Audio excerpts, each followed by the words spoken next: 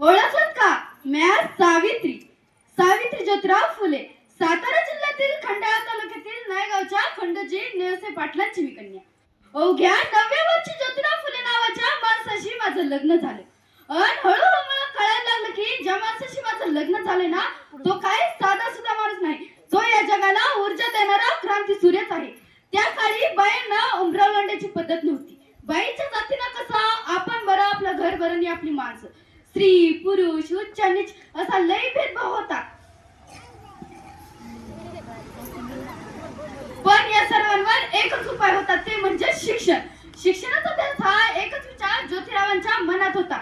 शिक्षणाचा प्रसार करत असताना ब्रिटिश मॅडम त्यांना म्हणाल्या, मिस्टर फुले, तुम्हाला शिक्षणाचा प्रसार करायचा आहे ना, so educated your woman first because if woman educated the whole house is educated. पण तुम्ही माझा मधल्या घरच्या बाहेर पडू देत नाही. So bad mister Phule. झालं. आणि ते घरी आले आणि की पाटी पेन्सिल घेऊन माझ्याकडे आणि मला म्हणाले, सावित्री, आजपासून मॅथ तुला शिकवणार. झालं. सुरू झाला माझा अभ्यास. काना मात्रा वेलांटी आकार उकार बेके बे बेदुने 4 बेत्रिक 6 हा त्यास मी लिहायला शिकले, मी वाचायला शिकले, मी काव्य सुद्धा रचू लागली.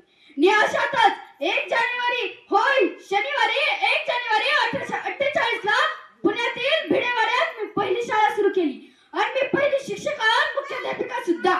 शेळपटासारखा जगला तर काम तमाम होईल, पण जर वाघासारखा जगला तर नाम होईल. पण समाजाचं मात्र धर्म बुडाला म्हणून कोल्हे कैसर होती. ओहो, एखाद्या सर्वसामान्य माणसाला शिक्षण घेतलं म्हणून कोणता धर्म बुडतो? इतका तकलादू असू शकतो का धर्म? ओहो, माणसासाठी धर्म असतो का? धर्मासाठी माणूस.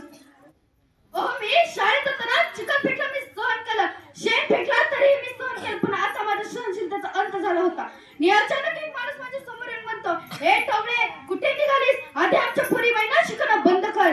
अगं, तुला तुझ्या आबरू प्यारी आहे का ती शिक्षण? कदाचित त्याला माहित नसो, आम्ही सुद्धा ज्योतिराव पैवारांच्या पत्नी होते. अशी घेतली आणि संकटेच्या कानाखाली लावली आणि सुनावलं, आज आलास तोपड फोडलाय, पण पुन्हा मात्र आलास ना, तुझ्या रक्ताने धरती रंगवी. स्त्री कोणत्याही जातीची किंवा धर्माची असो, ती नेहमीच अत्याचाराला बळी पडत आलेली आहे. ओहो, एखाद्या स्त्रीचा नवरा वारला म्हणून तिने सती जायचं का हो? ओहो, आपला नवरा वारला म्हणून त्यात तिचा काय दोष? आणि यासाठीच आम्ही काम केलं. इंग्रज सरकारनं सतीबंदी प्रकाशन सुद्धा सुरू केली. यानंतर विधवा महिला काशीबाई हिच्या मुलाला आम्ही दत्तक घेतलं. त्याच्या तुरुतुरु पावलांनी आमचं अंगण कसं फुलून जायचं. त्याला वाढवलं, त्याला मोठं केलं, त्याला डॉक्टरही बनवलं. नि अशातच पुण्यात प्लेगची साथ पसरली होती.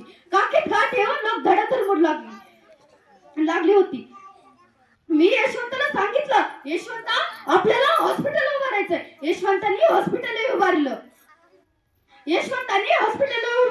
आम्ही सर्व रुग्णांचा उपचार करत होतो, पण प्लेग हा संसर्गजन्य रोग होता, त्यामुळे तो कधी ना कधी मलाही होणार होता. पण जगलो तर आम्ही समाजासाठीच ना. जर मरण पत्करायला लागला तर मरणा तुझं स्वागत आहे. ओ, सावित्रीची सावित्रीबाई झाले आणि सावित्रीबाईची मी सावित्री झाली. ओहो, कारण आनंद होतो तो आया बहिणींना शिकवण्याचा. म्हणून म्हणे, विद्येविना नीती गेली, नीती विना मती गेली, मती विना गती गेली, गती विना वित्त गेले, वित्त विना शूद्र खचले. इतका अनर्थ आहे का अविद्येने केला. म्हणूनच म्हणते, मुलींना शिकवा, मुलींना शिकवा, या देशाची साक्षरता वाढवा. जर एक मुलगा शिकला ना, तो एकटा शहाणा होतो, पण जर एक मुलगी शिकली ना, ती अख्ख्या घराण्याला शहाणा करते. धन्यवाद.